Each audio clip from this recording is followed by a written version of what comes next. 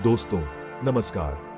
आज हम बात करने वाले हैं एक ऐसी चीज के बारे में जो हम सबको प्रभावित करती है, पैसा। पैसा। अक्सर इस विषय पर चुपचाप बात की जाती है, लेकिन अब समय आ गया है इसे खुलकर चर्चा करने का। हम पैसे को सिर्फ लेन देन का एक जरिया समझते हैं, लेकिन क्या आपने कभी सोचा है कि इसके पीछे का मनोविज्ञान क्या है? मेरे साथ इस सफर पर चलिए, जहां हम जानेंगे पैसे का मनोविज्ञान की दिलचस्प दुनिया के बारे में। तो चलिए शुरू करते हैं। शुरुआत करते हैं एक कहानी से। ये कहानी है जेसी लिवरमोर की, जो शेयर बाजार के एक दिग्गज थे। जेसी लिवरमोर, मैंने लाखों कमाए, सब गंवा दिया, फिर से कमाए और फिर से सब गंवा दिया। लिवरमोर की जिंदगी देखने में भले ही आकर्षक लगे, लेकिन हमारे लिए एक बहुत बड़ा सबक देती है। ये हमें सिखाती है कि लालच, ज्यादा से ज्यादा पाने की चाह हमारा नाश कर सकती है। जब हम लालच को अपने फैसलों पर हावी होने देते हैं, तो हम तर्क और बुद्धि से भटक जाते हैं। हम जल्दी अमीर बनने के चक्कर में बेवजह का खतरा उठाते हैं और अंत में खुद को और भी ज्यादा आर्थिक परेशानी में डाल लेते हैं। शेयर बाजार, दोस्तों, जुआ खेलने की जगह नहीं है। यह सोच समझकर खतरा उठाने, धैर्य रखने और अनुशासन का स्थान है।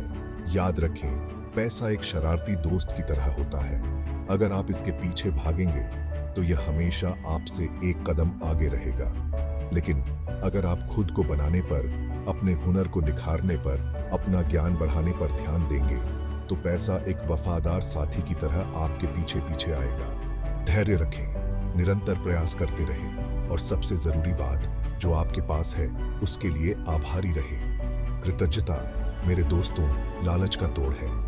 जब हम जो कुछ भी हमारे पास है उसके लिए शुक्रगुजार होते हैं, चाहे वह कितना भी छोटा क्यों ना हो, तो हम ज्यादा पाने के लिए खुद को तैयार करते हैं। हम पैसे की असली कीमत को समझने लगते हैं, न कि सिर्फ उसकी मात्रा को। नजरिए में यह बदलाव, सोच में यह बदलाव लंबे समय तक आर्थिक सफलता के लिए बहुत जरूरी है। जरा सोचिए, जब आप आभारी होते हैं तो आप संतुष्ट होते हैं। आप हमेशा ज्यादा पाने की चाह में नहीं भटकते। यह संतुष्टि शांति लाती है, और इसी शांति के साथ हम तर्कसंगत सोच समझकर आर्थिक फैसले ले पाते हैं। याद रखें, पैसा एक साधन है। इसे अच्छे कामों के लिए भी इस्तेमाल किया जा सकता है और बुरे कामों के लिए भी। यह हम पर निर्भर करता है, हमारी सोच पर निर्भर करता है कि हम इसका इस्तेमाल कैसे करते हैं। अपने फैसले लालच में आकर न लें। नम्रता और कृतज्ञता को अपने मार्गदर्शक सिद्धांत बनाएं। जेसी लिवरमोर की कहानी एक चेतावनी है। यह हमें याद दिलाती है कि असली दौलत ढेर सारा पैसा जमा करने में नहीं, बल्कि मन की शांति और संतुष्टि पाने में है। तो लिवरमोर की गलतियों से सीखें, नम्रता अपनाएं, जो आपके पास है उसके लिए आभारी रहे, और देखें कि पैसे के साथ आपका रिश्ता कैसे बदलता है। साथ मिलकर हम न सिर्फ पैसों के मामले में, बल्कि अपने जीवन के हर पहलू में बहुतायत के रहस्यों को उजागर करेंगे।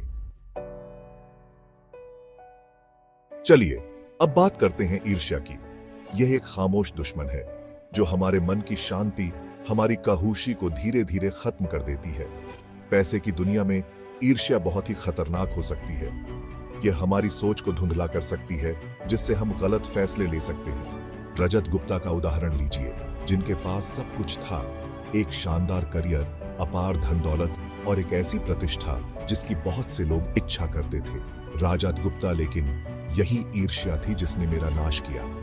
दूसरों की सफलता से अंधा होकर मैं अंदरूनी व्यापार के जाल में फंस गया, और अंत में मेरा करियर और प्रतिष्ठा दोनों नष्ट हो गए। यह कहानी पैसे के मनोविज्ञान के एक जरूरी पहलू पर प्रकाश डालती है। ईर्ष्या हमें अपने रास्ते, अपने लक्ष्यों से भटका सकती है। हम अपनी तुलना दूसरों से करने लगते हैं, खुद को कमतर महसूस करते हैं और जल्दबाजी में फैसले लेते हैं, ताकि हम भी दूसरों के बराबर आ सकें। याद रखें, हर कोई अपनी दौड़ खुद दौड़ रहा है, सिर्फ इसलिए कि कोई और ज्यादा पैसा कमा रहा है। इसका मतलब यह नहीं है कि आप कम कामयाब हैं। अपने रास्ते पर ध्यान केंद्रित करें, अपने लक्ष्यों पर ध्यान केंद्रित करें और अपनी उपलब्धियों का जश्न मनाएं। जब हम ईर्ष्या को अपने दिल में जगह देते हैं, तो हम अपनी ताकत गंवा देते हैं। हम तुलना के गुलाम बन जाते हैं, हमेशा खुद को दूसरों से नापते रहते हैं। यह तुलना खुशी की चोर है।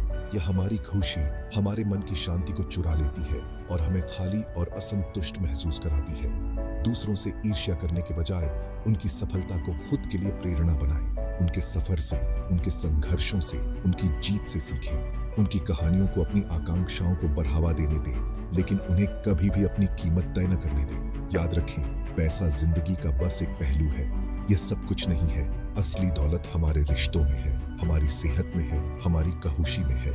यही वो चीजें हैं जो वाकई मायने रखती हैं, वो चीजें जिन्हें पैसों से नहीं खरीदा जा सकता। तो कहूत को ईर्ष्या की बेड़ियों से मुक्त करें, अपने कहूत के अनोखे सफर को अपनाएं, अपनी उपलब्धियों का जश्न मनाएं और देखें कि आप अपनी जिंदगी में कैसे बहुतायत को आकर्षित करते हैं। याद रखें, आपको अपनी तुलना सिर्फ उस इंसान से करनी चाहिए जो आप कल थे। यही पैसे के मनोविज्ञान का सार है। पैसे के मनोविज्ञान को समझकर बहुतायत, खुशी और सच्ची संतुष्टि से भरा जीवन बनाना। अब आइए पैसे के मनोविज्ञान के एक और दिलचस्प पहलू पर नजर डालते हैं। हमारे बचपन के अनुभवों का हमारे वित्तीय फैसलों पर क्या प्रभाव पड़ता है। देखिए, पैसे के साथ हमारा रिश्ता अक्सर बचपन से ही शुरू हो जाता है। साइकोलॉजिस्ट हमारे माता पिता पैसे को कैसे संभालते थे, हमें धन और गरीबी के बारे में क्या संदेश मिलते थे, ये सब हमारे अवचेतन मन पर एक छाप छोड़ते हैं। उलरिके मालमेंडियर और स्टीफन नागेल के एक अध्ययन से पता चला है कि जो लोग महंगाई के समय में बड़े हुए हैं, वे निवेश से ज्यादा डरते हैं। ऐसा इसलिए है क्योंकि उनके शुरुआती अनुभवों ने उन्हें सिखाया है कि पैसे की कीमत जल्दी घट सकती है।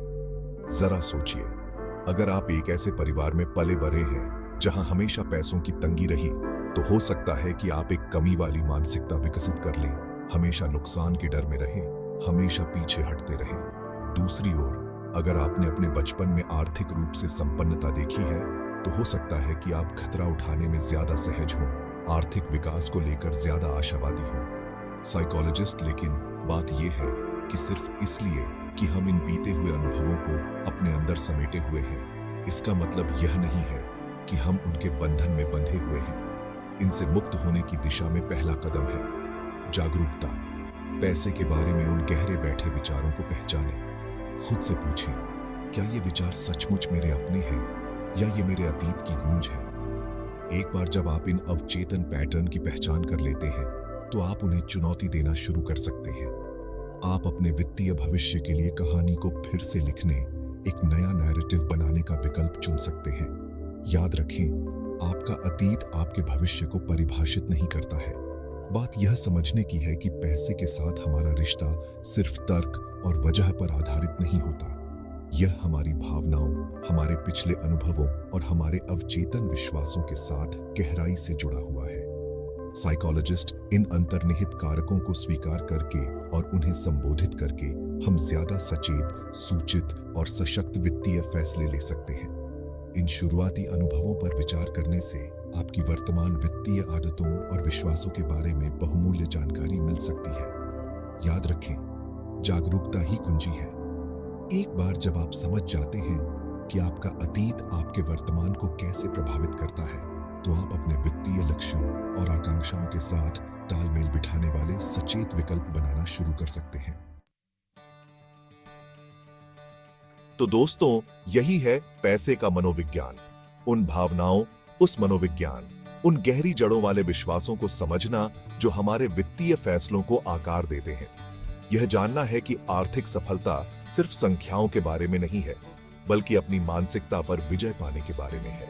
याद रखें, पैसा एक शक्तिशाली उपकरण है। यह तनाव का स्रोत भी हो सकता है और आजादी का स्रोत भी। यह सब इस बात पर निर्भर करता है कि हम इसे कैसे देखना पसंद करते हैं, हम इसे कैसे प्रबंधित करना पसंद करते हैं। आर्थिक आजादी की यात्रा एक कदम से शुरू होती है, एक विचार से शुरू होती है, एक फैसले से शुरू होती है। आज ही वह कदम उठाइए और उस बहुतायत की दुनिया को खोलते हुए देखिए जिसकी आपने कभी कल्पना भी नहीं की होगी।